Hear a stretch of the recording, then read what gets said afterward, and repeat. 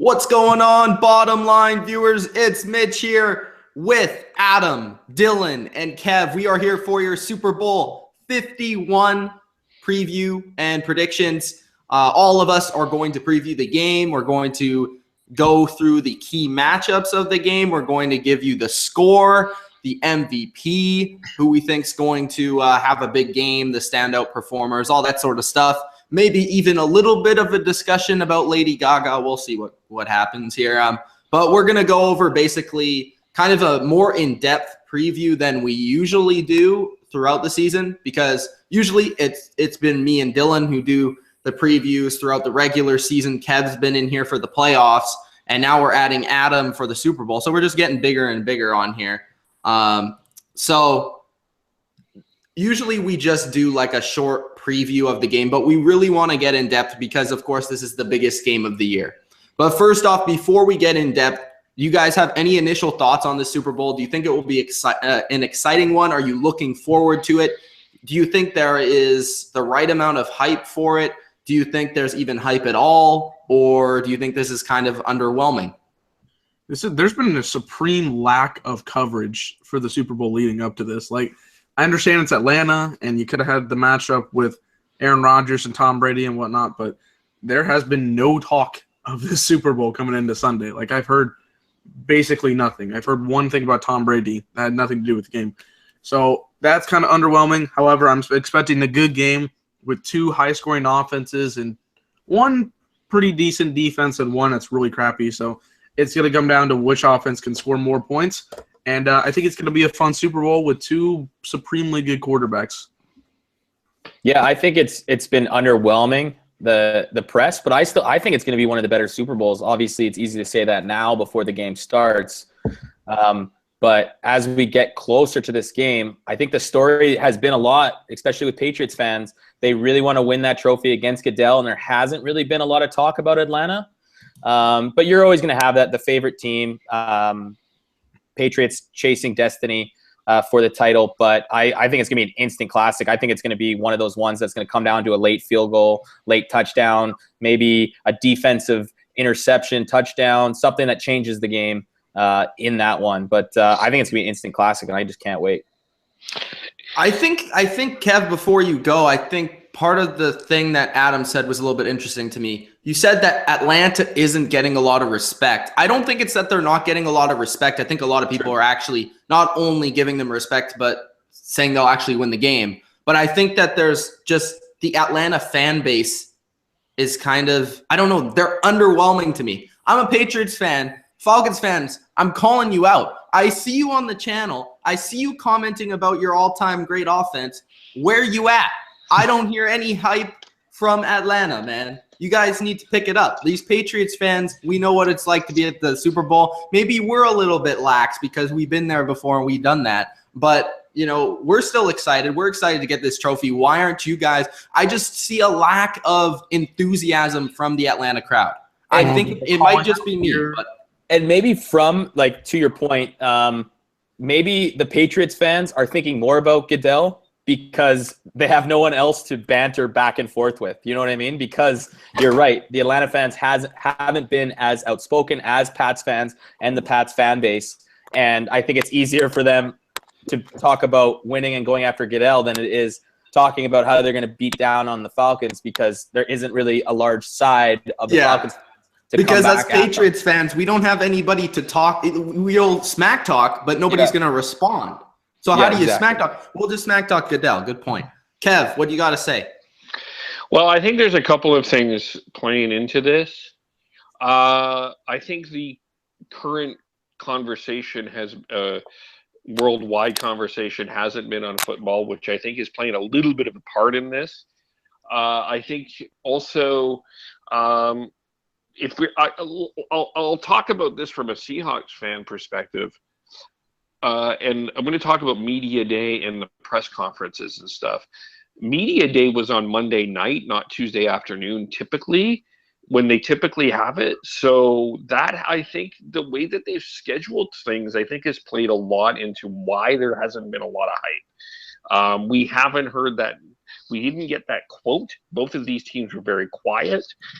We didn't get the "I'm here just so I don't get fined" comment. So the Super Bowl media day was rather uneventful, except one person not saying something was probably the most memorable event. And I think even the press conference the Goodell press conference is typically on Friday. It was today. So there's a lot of things that how we build the Super Bowl. Today is typically the first day that we start talking about the Super Bowl. And a lot of that stuff has been left out. So I think the current news climate is playing a part of it, but I think the way that the thing has been scheduled has been playing a part of it too. And I think the Falcons fans are going to show up. It's just, we're just kind of slowly getting into it. Not that I'm a Falcons fan, but I think people are just slowly starting to take an interest into the game. It's not Sunday yet, so I think people are like, I'm not that worried. There has been some other news. Well, there is some other news. The biggest news I've heard about the Super Bowl isn't been about the game itself, and it wasn't even about Media Day. Dylan may not be aware of this, but Mitch and Adam might be.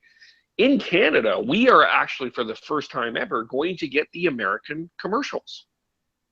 Oh, from Canada, yes. I guess that's news from Canada. From a worldwide perspective, I don't know. I was like, I think I wanted to touch on how you said that we haven't been getting the quote. And I think it's because both of these organizations are, they're run well. And I think both of them kind of have this system in place where they're not very outspoken. They're going to stay in their place. They don't want to give the other team motivation. I've heard and seen a little bit from like guys like Devontae Freeman where they're like, our offense is unstoppable. Nobody can stop us. That sort of stuff. But that's not like Marshawn Lynch or anything like that. Like they're not putting attention on themselves by saying anything like that. So I think both of these teams have done a good job of how they've just been run. And I think that's also credit to Atlanta on the way that they've changed their franchise. That's true. And just quickly on the Canadian commercials, I think commercials are great, but it's something you just kind of watch on YouTube, because commercials for me is when you go grab a new beer or you relieve yourself of the old beer in the washroom. Yeah, I know. Commercial breaks. Yeah, that's been the biggest story so far. But again, as we're recording this, it's Wednesday. So I think as this gets through, we're going to get a little bit more hype as we go on. All right, Kev, let's start the hype. Let's get into the game. Let's talk about the matchups. Let's talk about the offense and defense. Let's talk about the Patriots offense versus the Falcons defense. First, we'll save the juicy matchup for last. Patriots offense, we're going to go through the stats here. I have all the stats possibly imaginable. Patriots, fourth in yards versus the Falcons, who are 25th in yards. Patriots passing game, fourth, and Falcons passing defense, 28th. Patriots rushing offense, 7th, and Falcons rushing defense, 17th. Patriots in points, 3rd, and Falcons in points, 27th. The Patriots on third down are 4th, and the Falcons defense on third down is 26th. And this might be the key to the game. The Patriots in the red zone are 9th, and the Falcons defense is 32nd. Jesus Christ. That's pretty bad. Yes, it is. It's last. If you guys don't know how many teams are in the NFL. So, guys, let's just start. We'll start with Adam. Maybe each person give a key matchup in this game on the Patriots offense versus the Falcons defense that you think could be a huge dictator. We're going to start with Adam. We'll go across. I have a couple of historical stats, which I'll save because I know we're going to get into that. My biggest matchup is going to be the Atlanta defensive line versus the Patriots offensive line. You've seen that Falcons defense line get a lot of pressure during the regular season. The Patriots offense is almost built in keeping Brady on his feet. He can get rid of the ball so quick, and opposed to guys like Atlanta's seen before, Rodgers likes to get out of the pocket. Brady likes to step up into the pocket, doesn't really like going outside the pocket. So it would be interesting to see what type of game plan Atlanta has for that defensive line if they're going to try to force him to go outside the pocket a bit more and rush him. I think that's a huge matchup. And then another one, if you're looking at the Patriots, it's going to be Edelman in the slot, because I don't think the Falcons have a guy cover Edelman, and Edelman's going to be huge on third down. I know you, Mitch, you mentioned the red zone.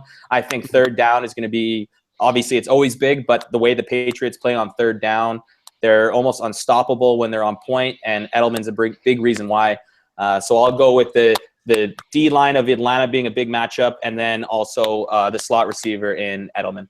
I just want to touch on the offensive line, defensive line before we get to the other guys' points. I think the biggest thing with the Patriots, as a Patriots fan, where I've noticed their biggest weakness is when teams can rush from the interior of the defensive line. And I think that the Falcons, not saying that they won't be able to do this, but I think the Falcons specifically, when they've been able to rush the passer, it's been from rather blitzes from the corners, as we saw against Aaron Rodgers, or Vic Beasley and Dwight Freeney off the edge, where the Patriots are better at pass blocking. So that's going to be a huge thing. Can Cannon and Solder hold up on the edge? But I think if the Falcons are going to have success, those D tackles are going to have to get after Brady from the interior, and that's going to be a huge matchup as well. Also, I would like to say in the run game, because not a lot of people talk about this, but the Patriots' offensive line physically is a lot bigger and stronger than Atlanta. Atlanta is built on speed, so it's going to be interesting to see how they can get off their blocks and if the Patriots can maul them down the field with LeGarrette Blount. But I think that it's very compelling, even though there's not many big names on both of those lines. Dylan, what's your matchup? I'm going to go a little different. I'm going to go with the cornerback play of the Falcons versus the receivers of the Patriots. We know how explosive some of these receivers in New England can be. Julian Edelman, of course, always great. And you talked about the matchup he's going to have, Adam, with the defense. And, of course, Chris Hogan, we saw how explosive he was 2 weeks ago. And they can go deep. They can make big plays. And it could be up to one or two really deep plays to change this game up. So for Collins, for Alford, they're going to have to make big plays and step up and put more pressure on somebody like Edelman or Hogan. So I'm going to go with the cornerback/safety help versus the receivers. I'm gonna take this a little bit differently, and I'm gonna go back to a specific review that Mitch and I did back 2 years ago when the Patriots faced the Seahawks. That's coming out soon, by the way. Yes. The Patriots offensive coordinator Josh McDaniels versus Falcons head coach Dan Quinn. They've both been here before. The Seahawks had a 10-point lead on the Falcons, and the Patriots found a way to break through that complex, not complex, but yet very tough defense. So I think that play calling is going to be a huge part of this, specifically third down, specifically how the Patriots use the running game, which time of possession I think is going to be a key aspect of this game. So if we're going to go, I think even the two X factors, LeGarrette Blount, I think will be an X factor for the Patriots. Grady Jarrett up front will be an X factor for the Patriots. I kind of think the running game for the Patriots will be key if they're able to do that. But it's going to be the keys in this one, as much as it is the players, the intrigue around this is the coaching on both sides, I think is the most interesting aspect of this matchup. And maybe why you're not getting that flair, because this is a very strategic Super Bowl in a lot of ways.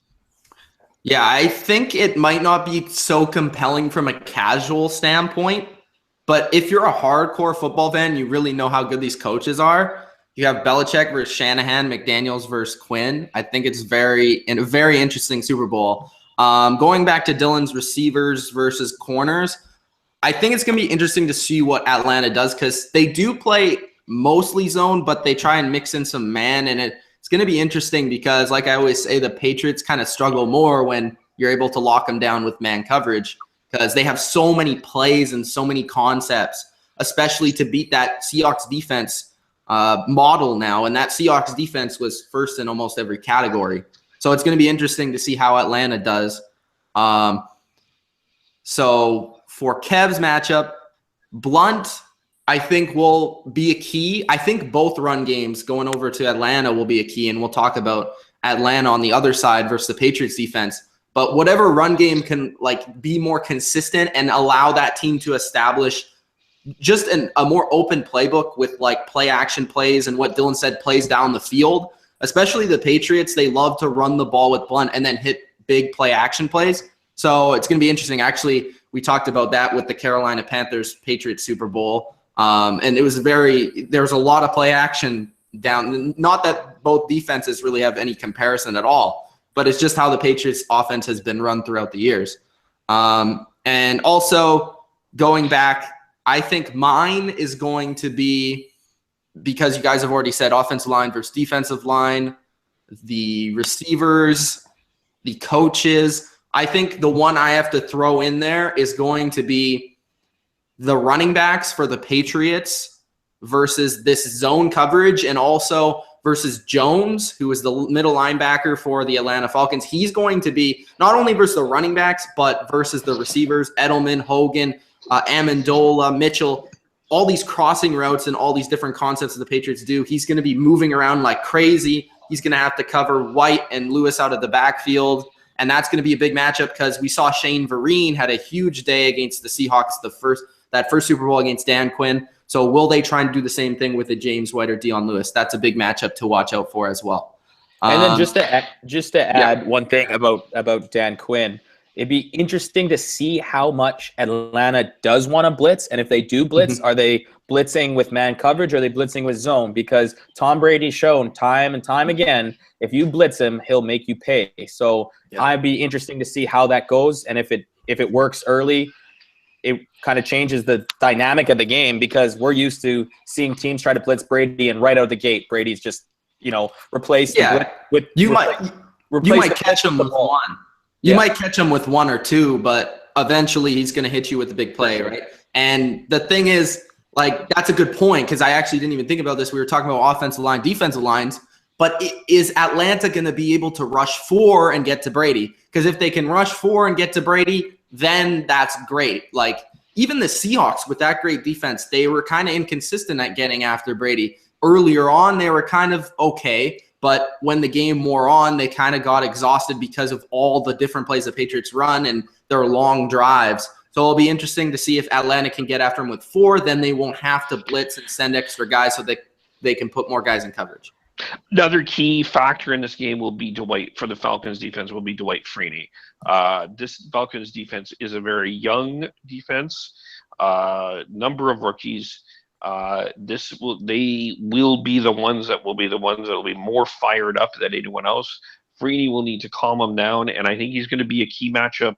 Probably, I think if it's not Jones against Bennett, they might find a way to get Freeney on Bennett, and how he plays is going to be very important in this game, and how he stabilizes that defense is going to be very important in this game. So leadership in general from Atlanta's defense standpoint. Yeah.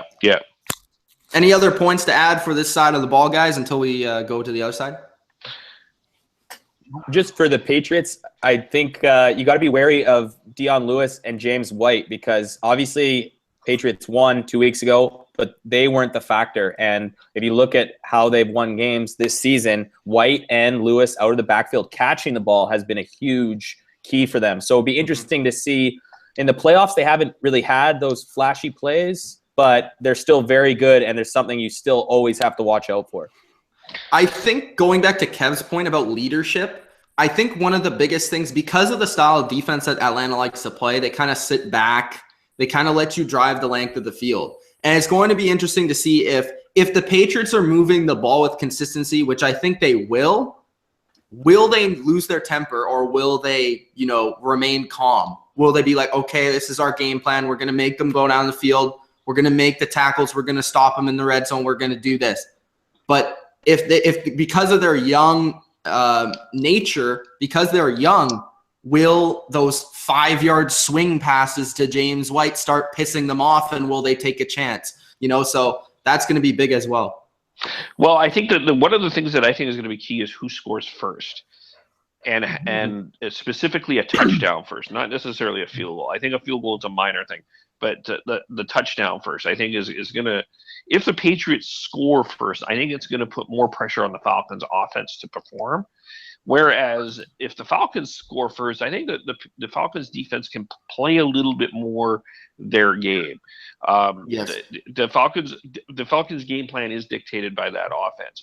And the question I would have for the Patriots offense going in is, we haven't seen the absence of Gronk, but this may be the game that the absence of Gronk is a factor. And I'm going to be interested to see if they miss Gronk at this point in time? Because this would be the game to ask that question.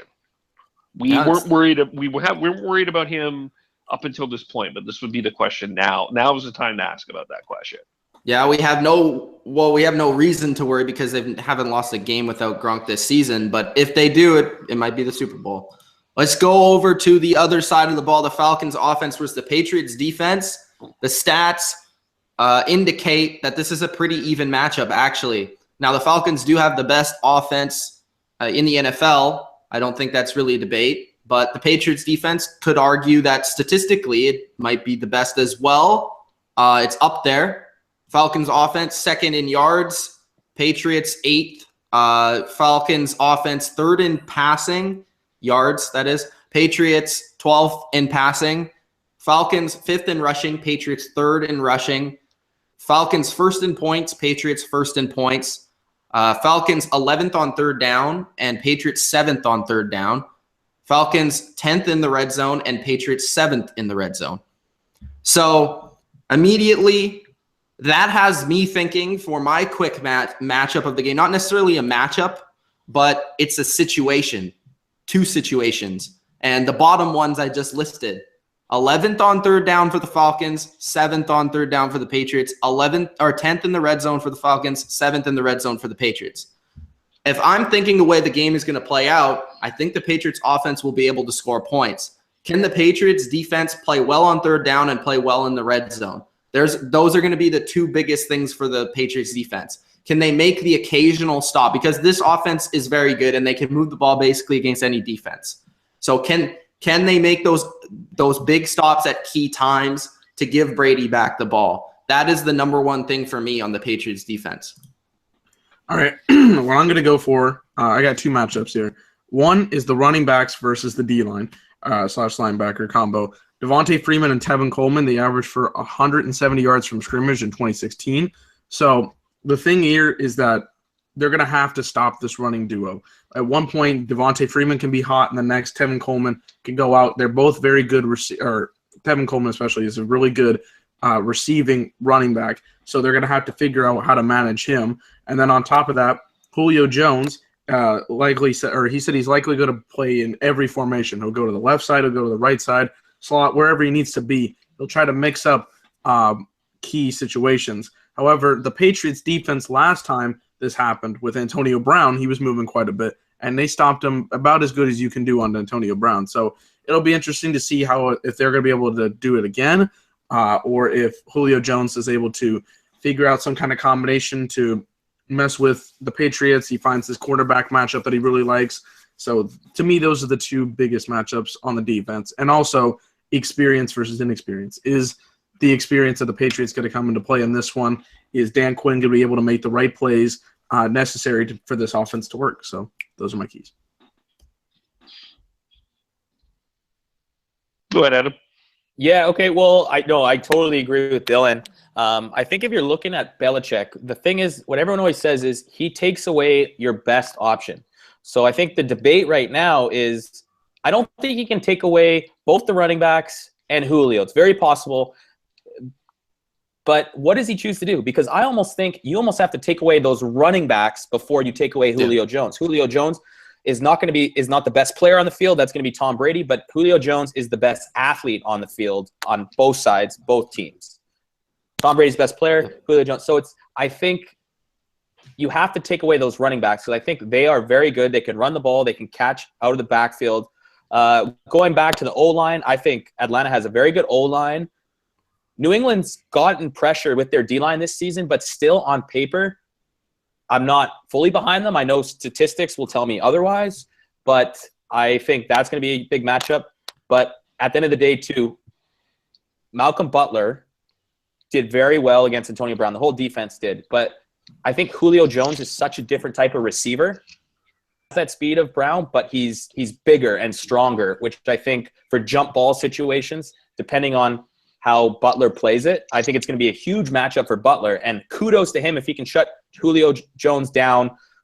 I don't think he can play one-on-one. You're going to have the safety over top. And then look for the other receivers in Sanu and Gabriel to have some chances because I really think, I've told you this before, Eric Rowe the other corner for the Patriots, I actually think Logan Ryan's a better player, but Eric Rowe has proven, especially with the Eagles, he had some decent plays this year. Well, Logan Ryan is the second corner. He just plays in the slot.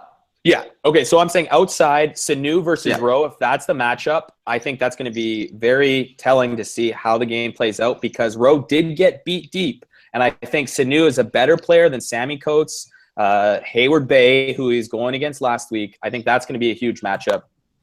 So that's what I'm taking as my matchup. The third receiver, and also I'll throw in whatever Belichick tries to stop. If it's the running backs, if it's Jones, whoever, it's going to be awesome to see. But I want to talk about that real quick because all week I've been thinking everybody thinks the Patriots are going to want to stop Julio Jones.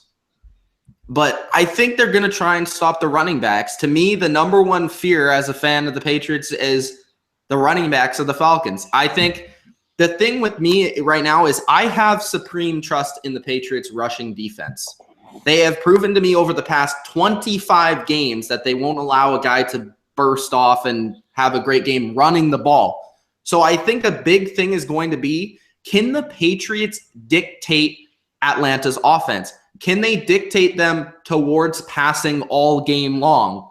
Because, you know, if they can shut down Atlanta's run game, then at least you can just start to worry about, okay, the running backs are going to start trying to catch passes now, and they're going to go to Julio and Gabriel and Sanu in the passing game. But if you can limit those carries to 2 yards, 3 yards, you know, so if the Patriots can stay in maybe that like nickel like defense with Branch and Brown in the middle and kind of control that front, which they've been very good at, I think it's going to be a pro for the Patriots. Even if the Falcons continue to move the ball, I think it's just going to be, you take one dimension of their offensive way, which is their running game. And if their running game is successful, I think the Patriots will be kind of in trouble because then they'll have to deal with, like I say on the Patriots side, the play action and all the plays that Kyle Shanahan can do with all his trickery and all that stuff. So, yeah, I think the number one thing is stopping the run and stopping the running backs.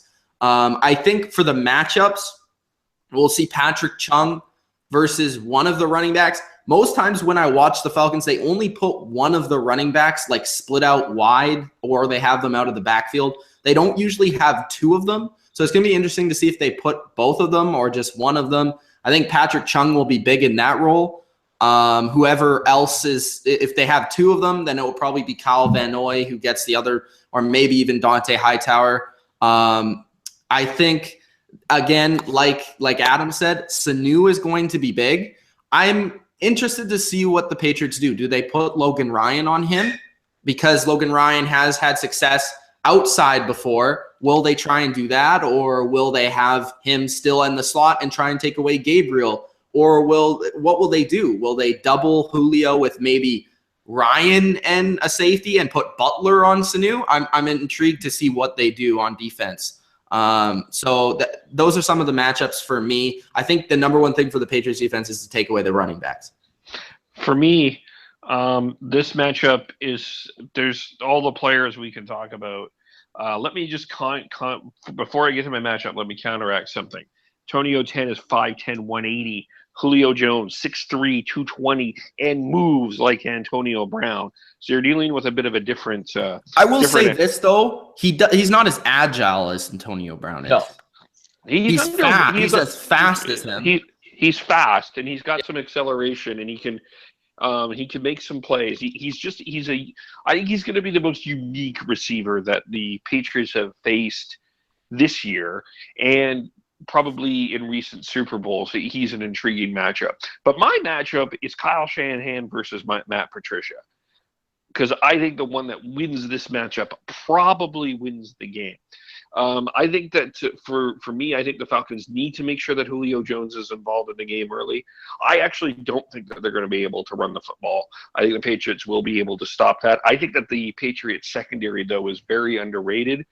And I think that they will find I think the Falcons will want to get Julio Jones heavily involved, but I think that the Patriots will will be willing to let a Sanu and a Gabriel try to defeat them because they're confident enough to stop them. That back, and I think quietly the linebackers and McCourty and Patrick Chung, which McCourty we haven't mentioned yet, are going to be the key things. And I think how the Falcons start is going to be very important. I think the Falcons not only need to score first, I think they need to score in the first quarter. I think the longer that this game is a low-scoring game goes into the Patriots' favor, because I think the Patriots are the ones that can be very patient. The Falcons have been known to get off to fast starts. They're going to get converted on third downs. If those things don't happen, I think that this Falcons team's experience is going to be a factor in terms of frustration, where I think the Patriots can be a lot more patient with their game. Yeah, I think one of the bigger matchups I didn't really bring up, I sort of did, but like in terms of like one-on-one matchups, I think a key is to watch the interior like guys of the Patriots. Like, is Branch, is Brown getting in are they getting off blocks easy? Or are what Atlanta really likes to do, they like to run like zone runs to the outside. Are they able to move fast enough to get outside and get past those guards? Because again, like the Patriots offensive line, the Patriots are bigger than Atlanta. Atlanta is based on speed. So the speed versus strength sort of thing is going to be intriguing on both of the lines.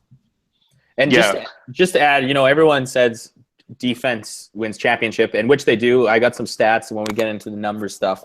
But this actually, going through this whole playoffs, this could be a Super Bowl where the best O-line wins championships. You know what I mean? Like, who can protect their quarterback? Can Ryan get time and throw? Can Brady get time and throw? I think that's going to be a key matchup, is in the trenches in this one. Yeah, I agree. I think we've talked about how underrated Eddie Mack and Andrew Levitre have been for signings for the Falcons in the offseason. This, I think, plays into what the Falcons will be able to do. But if they're not able to get off to a good start, I think it's going to be interesting to see how the Falcons respond. Dylan, anything to comment? I think it's going to be an interesting matchup for the Falcons offense to get started. And basically, to me, if the Falcons are able to score first, I think that's going to be key for them. They obviously want to get on the roll, make the pressure go on to the Patriots side, have them score. Because, I mean, we know how good their offense can be, but if you already have them down 7-0, you can put a little bit of pressure on them and make them go in and reel in. I think, again, like I said, experience is going to be key. Of course, this is an Atlanta team that hasn't been to the Super Bowl. And the Patriots, how many players they've had so many times go to and make this situation work for them. Tom Brady's almost played a half a season worth of Super Bowls, which is crazy. So the fact that he knows the pressure, he knows the situation, get them reeling a little bit, put on a little bit of a lead, have more comfort for your area. I also want to bring up that the Patriots quickly, Adam, they did something different than they usually do against the Steelers. They received. And they went down and they scored a field goal. They could have scored a touchdown, but Malcolm Mitchell dropped the ball. So they ended up kicking a field goal. But it's going to be interesting to see if they receive again, because usually they defer. They take the ball at half because they like the double score. That's been infamous from the Patriots. Brady before the half, Brady after the half. But will they receive and try and get the lead like you guys have been talking about? Adam. And this is kind of what Kevin said about if it's a low scoring. I just want to know what you guys think, because if it is low scoring, the Patriots are the number one defense against the number one offense scoring-wise. So, that you could say that's kind of a wash. But if Atlanta's defense is holding Brady in that offense to low points, I think that might be a win for Atlanta if they go in, like if it's 10-7 at the half and they're down. You know what I mean? Like, this Atlanta defense is 27th in the league in scoring. So if it is a low-scoring game, that means Atlanta's doing something right on the defensive side, and they know they have the offense. I think that might give Atlanta a boost if it is a close game and not very high scoring in the first half, because like I said, 27th ranked you're not supposed to do well against the third highest scoring defense if you're 27. So if you can hold Brady and that offense to, maybe 10 points in the first half, I think you're happy if you're Atlanta. Yeah, I'm thinking about it. Like, I can't see how this game is going to be that low scoring. Like, I could see maybe the Patriots defense maybe getting like a couple stops here and there. But the Atlanta defense consistently stopping the Patriots, I don't really see it happening. It could happen, maybe a turnover or two or lucky plays here and there. Or maybe I'm totally underestimating the Falcons defense.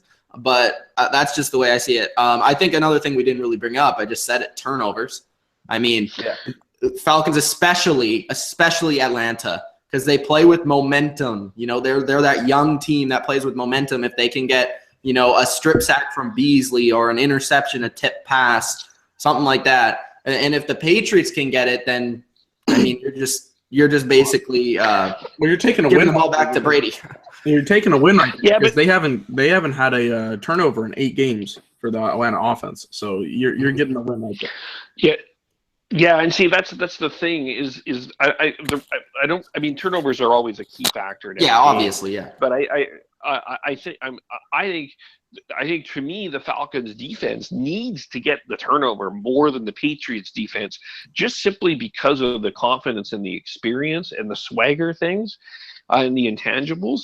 I think the Patriots can let the Falcons get to the 20 or the 30 and keep them out of the end zone. I think for the Falcons defense, I think that's an interesting question if they can or not. And I think that's going to, I think especially if it's low scoring, if it's I mean, it can gain the Falcons confidence, but I think it's going to be very, very interesting to see how the Patriots or how the Falcons offense responds if this is a low scoring game.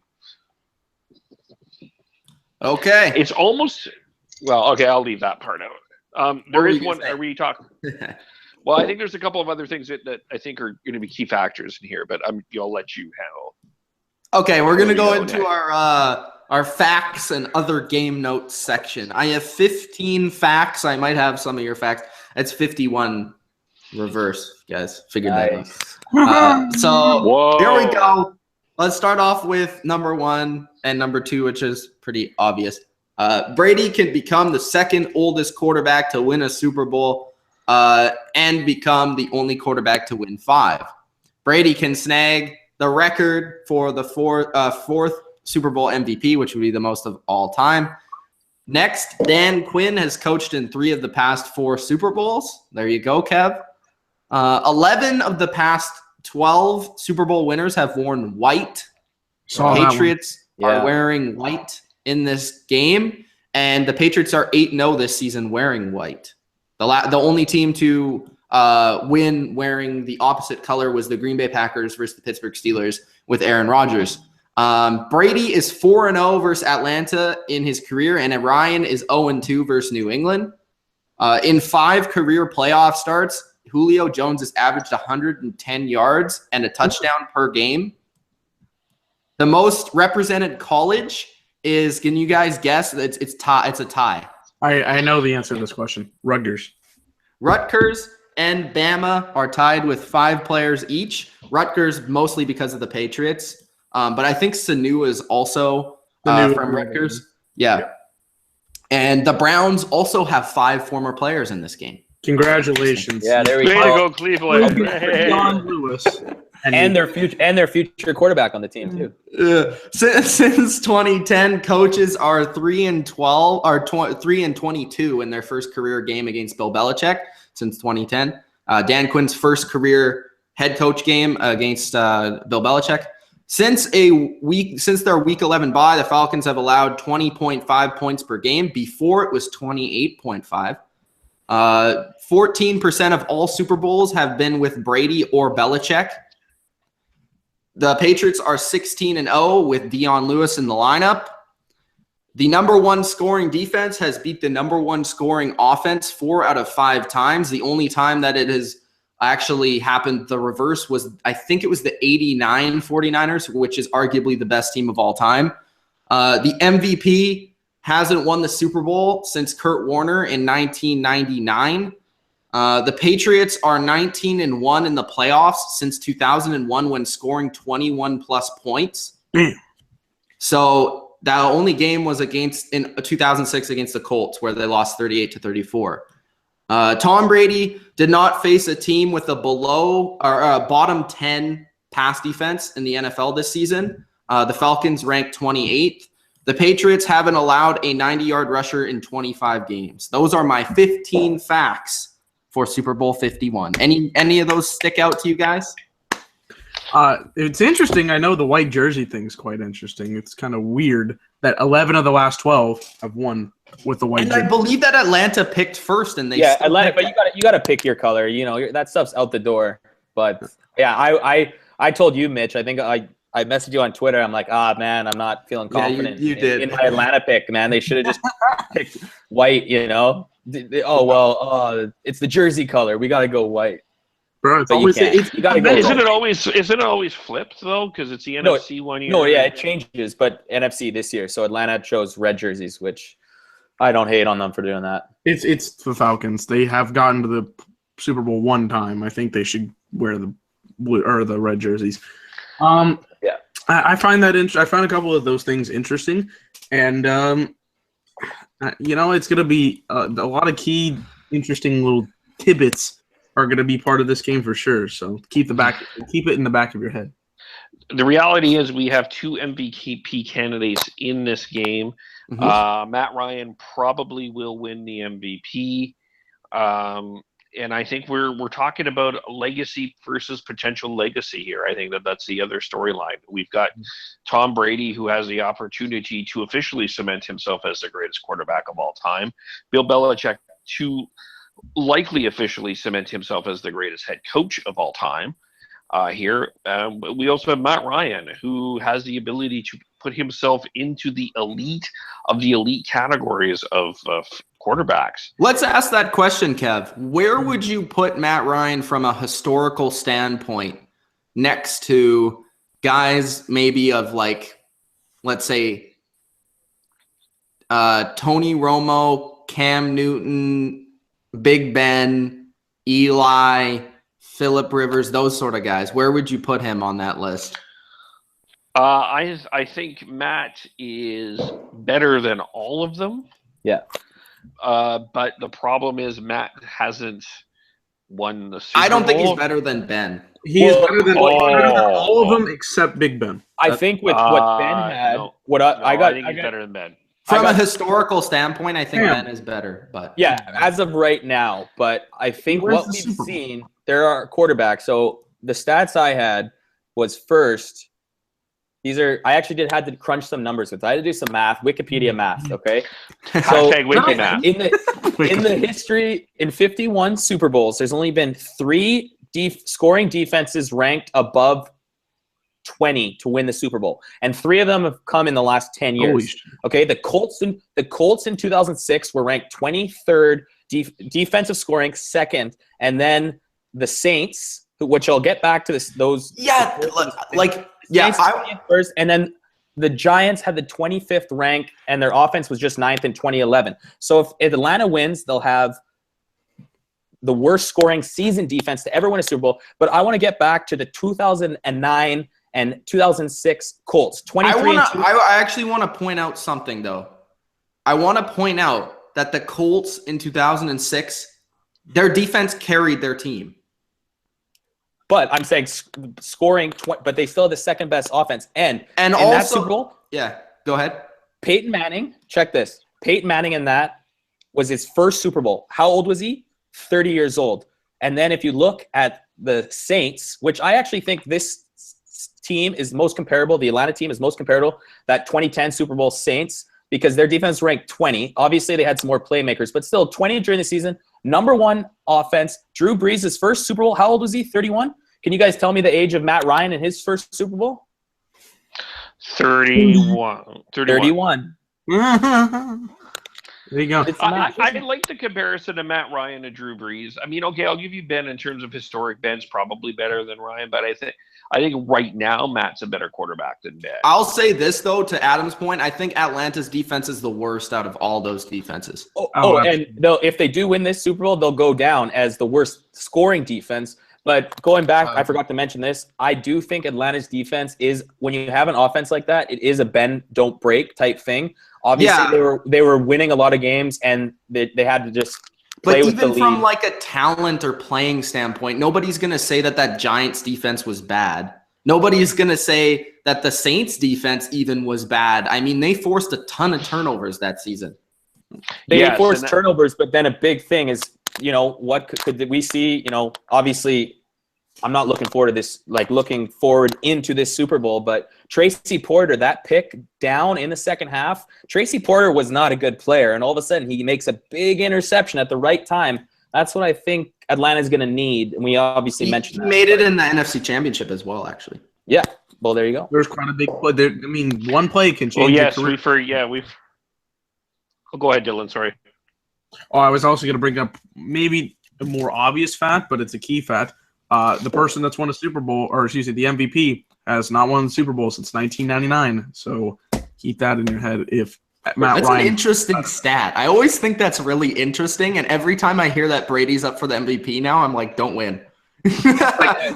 just do second best so somebody else can get it. Yeah.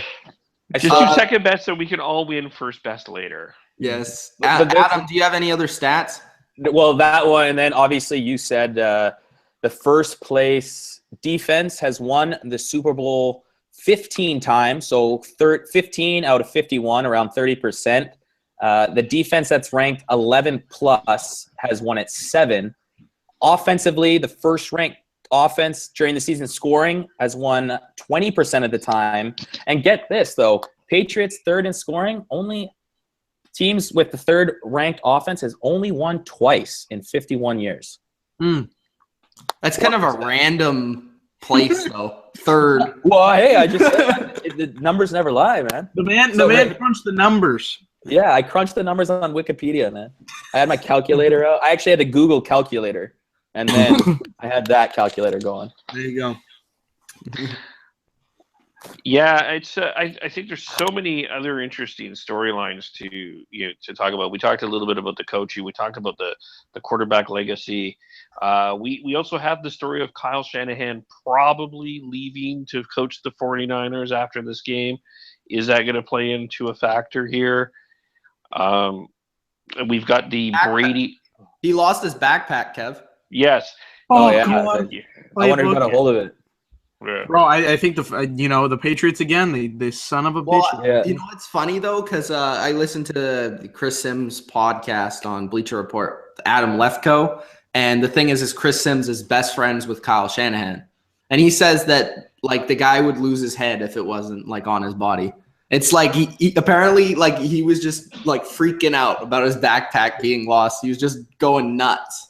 Well, I was watching PTI, and they said the guy that took it was just this old beat reporter for San Francisco Chronicle or whatever the newspaper is there, and he was the nice enough guy that he doesn't even look. He was just oh, whatever, because if you're a young guy and you accidentally take the bag, you're Mike checking and just looking through the pages. You take the playbook for one of the two teams in the Super Bowl. I'm gonna fucking look at it. No, and then this guy was just such an old vet that he was just oh, I forgot. He wanted to find his backpack. He didn't care whose backpack he had.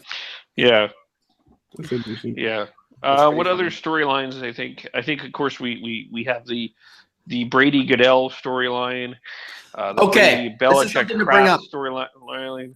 What would you do if you were Brady and you won the Super Bowl and you won the MVP and you were on the stage next to Goodell and you were about to shake his hand? Would you say anything to him? Would you say anything to the fans? I'd pull a Conor McGregor. I'd grab the freaking trophy and go, fuck you. You cost me 4 games of the season, and look at what this team did. We're 14-2 in regular season play. By the way, 10-1 with me. Or excuse me, 11-1 with me in the regular season, and we beat all your teams, and so I would go off on a rant. However, it's Tom Brady. He'll probably just make a sly comment here, maybe say a little something to him. You know what I would do? I would scream off camera and be like, "Fuck you, Goodell," while they're not looking. And then once they're looking, he'd just shake his hand and be like, "Thanks, man." I want Aaron Andrews to get an interview with him and be like, "Oh, he's the most sorry commissioner in the league." Just go off on a Richard Sherman rant. Yeah, we rebuild. You mad, bro? The thing with that is because everyone heard what Tom Brady's dad said just to a local California news outlet, I think, on last Friday. Yeah. Just going off on Goodell, people are saying that's probably what Brady feels, and his dad. Obviously, Brady can't say that, but his dad was kind of saying voicing what his son thought. So maybe he does think that way, but I think Brady's too much of a class act to do anything. When you win the Super Bowl and you're MVP, you know, maybe there's a little FU to Goodell, but I think at the end of the day, it's He'll do a sly thing. He won the I think Super he'll Bowl. be very subtle about But it. that's the thing, too. The one thing I have to say, though, I think Goodell doesn't care one bit. The guy makes $40 million a year. He doesn't care if he has one fan base after him, 100%. I know how he's commissioned the league hasn't been the greatest. He's totally done not the best job. But at the end of the day, if you're making $40 million and you got one fan base like super pissed at you, wanting you to get fired and all that, whatever, well, how much money has he made in the last 10 years? More than Brady. I don't think it's just one fan base that wants Goodell fired. No, it's literally every NFL fan ever.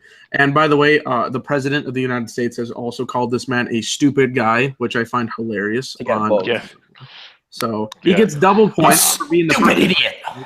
Yeah, I think if this was the fifth or the fourth Super Bowl that Brady won, I could see some sort of statement. But this has such more of a historic moment for the Patriots that I think that they're going to leave. If they win, they're going to leave this in a class act and let their legacy speak for themselves.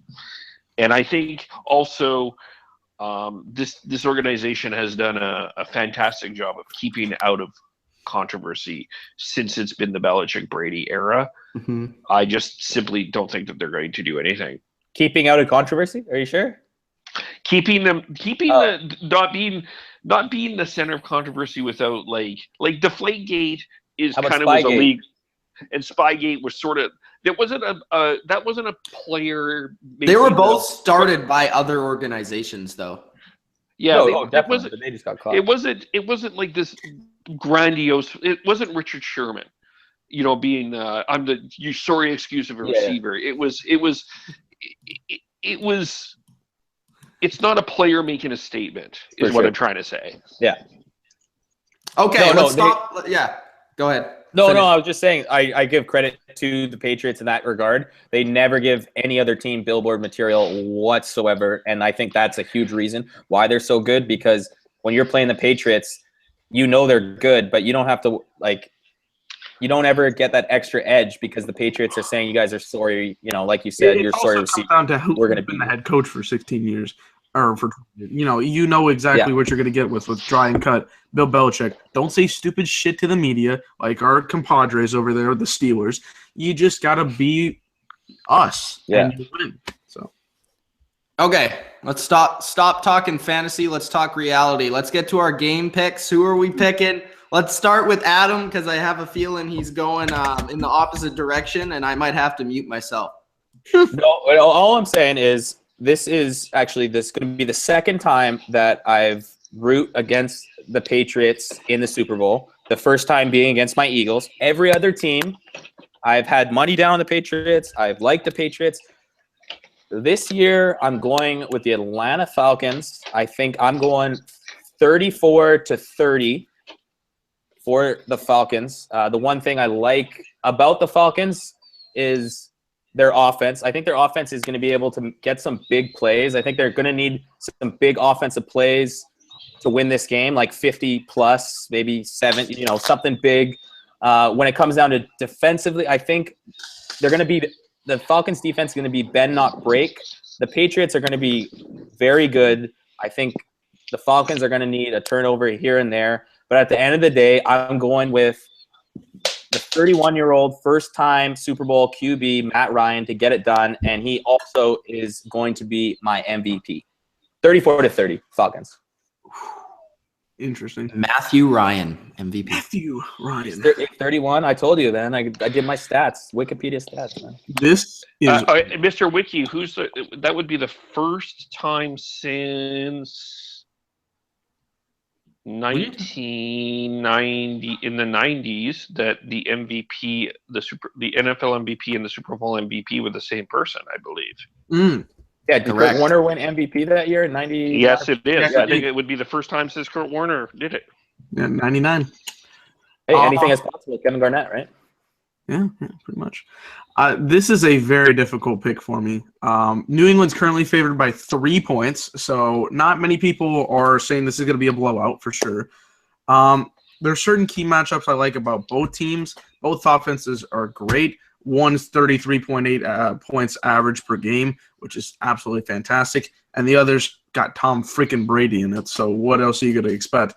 One defense is a lot better than the other, but still, I think there's good things about both teams that can make this a really explosive game and a lot of fun to watch.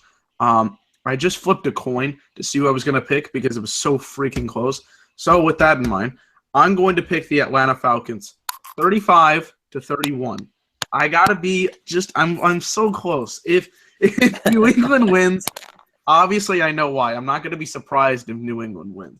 However, I see this team in Matt Ryan. I see an organization that obviously wants the freaking win. Arthur Blank sent in like every single member of the organization to go to this game because he wants a championship.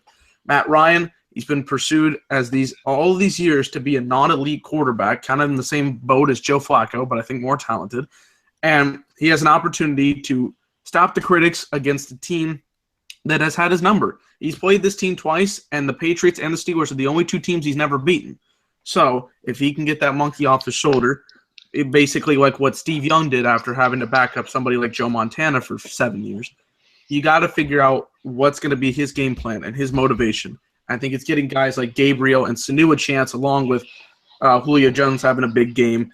Devontae Freeman, Tevin Coleman, they're going to be huge. And I'm not exactly 100% safe on their defense. However, I think the offense is going to get done, maybe make one big turnover to stop it, and something key happens for them to win the game. So I'm going 35-31 Atlanta Falcons. Well,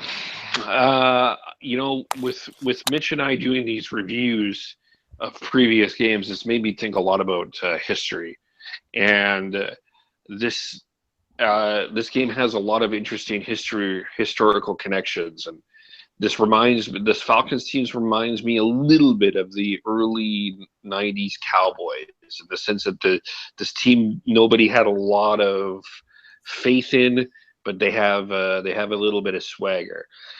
They also remind me a little bit of the early '80s Dolphins, where Dan Marino came in and people were so excited about this Marino-Montana matchup, only to be disappointed. The thing about this is, it is the legend versus, forgive the wrestling pun, possibly the legend killer. But I think with this, I just look at this all around. I think the Falcons' offense is fantastic. I don't think that can be disputed. But I think that this defense is just too inexperienced, and I think that the Patriots have found ways to stop so many players over the years, and have done some tremendously complex game plans that people have never thought of, have never figured out. It seems so simple, yet it seems so not. They just know how to win in these games. Yes, they lost a couple of times, but they're not worried. They have the experience. They have the legacy. I think they've worked so hard to get to this point that this is the Patriots moment, and it's going to be not a high-scoring game, but I do believe the Patriots will cover the spread. 23-15 will be the final score. Interesting, lower scoring, Kev. Yeah. Chris Berman points too with the 50. Yeah, 23-15. Yeah. So yes, for me, in honor of Chris Berman as well, which is it will be his last broadcast. So you guys know who I'm going with. Come on, like seriously, you're picking the Buffalo Bills, man. Let's go. We're actually asking this, but this is my reasoning behind it. And okay. Let's start off with when I always thought this Patriots team was going to be in the Super Bowl. I said they'd win the Super Bowl at the beginning of the year. I said that, right, Dylan? Confirm? Yes, confirmed, although that's not much of a hard prediction to make. Okay, I'm just saying, all right? But when we played the Ravens and the Broncos and we won both those games, I said the Patriots are going to win the Super Bowl. We're in the Super Bowl. The Patriots are the only team in the entire NFL this season that have a good offense with a great scheme and a good defense with a good scheme.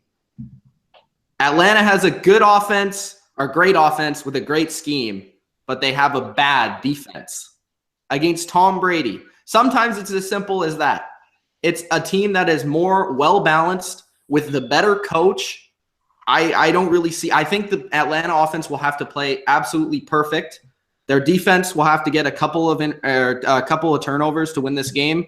I'm saying the Patriots win 34-24, and Thomas Edward Brady is the MVP. Oh, yeah, I forgot to pick the MVP will be number 12, Tom Brady. And I forgot to pick my MVP, so that's all three of us. Since it's got to be an Atlanta Falcon, I'm either going Matt Ryan or I'll go with Julio Jones. It's going to be one of those two guys. All right, any final comments before we leave? No, and I respect the pick, and I think Dylan and I are in the same boat where I wouldn't be surprised if the Patriots win, obviously. I just think that I think if the game plays out how I think it will, I think Atlanta's going to win.